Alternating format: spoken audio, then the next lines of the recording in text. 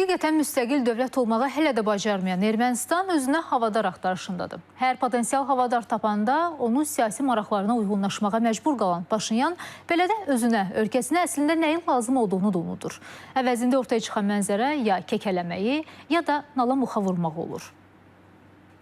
Nikol Paşinyan yenə də ziddiyyətli açıqlamalarıyla diqqət çəkib. Ermənistan İctimai Televiziyasının müsahibəsində o, sülh sazişinə dair vasitəçi tərəflər barədə fərqli mövqe sərgiləyib. Bir tərəfdən 3+3 formatında görüşə hazır olduğunu bildirən Paşinyan, digər tərəfdən də Azərbaycanın Qranada görüşündən imtinası ilə bağlı manipulyasiya etməyə çalışıb.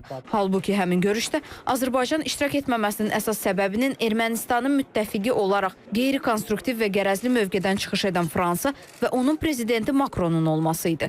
Digər tərəfdənsə Nikol Paşinyan ölkəsinin xarici siyasət vektorunu dəyişmədiyini bildirməsindən biraz əvvəl o Bişkekdə keçiriləcək MDB samitindən iştirakdan imtina etdiyini açıqlayıb. Paşinyan konkret burada tamamilə manipulyativ siyasət ortaya qoyur. Gah Rusiyanın vasitəçiliyini önə çəkir, gah da Qərbin vasitəçiliyini önə çəkir. Amma konkret olaraq biz görürük ki, Paşinyan öz strateji hədəfində Azərbaycanla sülh müqaviləsinə yayınır. Əgər sülh müqaviləsində maraqlıdırsa, Qərbin vasitəçiliyi ilə 2 ildən artıq davam edən prosesdə sülh müqaviləsi bağlanmalı idi. Ekspertlərin fikrincə, Ermənistan baş nazirinin konkret mövqe bildirməməsi onun vaxt qazanmağa çalışdığını göstərir. Bu manevrlərin kökündə isə Rusiyanın Fransa ilə əvəzlənməsi cəhdləri dayanıb. Bu həm də onu deməyə əsas verir ki, Nikol Paşinyan müxtəlif geopolitik vektorlar arasında hər zaman seçim edir və çox zaman da bu seçim uğurlu olmur.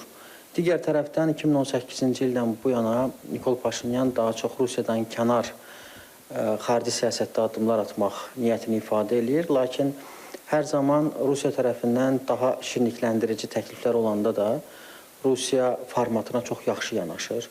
Paşinyanın bir digər paradoksu Zəngəzur dəhlizi ilə bağlıdır. Biz heç bir öhdəlik götürməmişik, deyən Nikol, eyni çıxışında Türkiyə və Azərbaycan üçün yolun açılmasına hazır olduğunu bildirib. Görünür, bir neçə havadar axtarışında olan Ermənistan hakimiyyəti sülh sazişi ilə bağlı vasitəçi tərəflər arasında da fikir müxtəlifliyi ilə şəxsiyyət ikiləşməsinin girovuna çevrilib.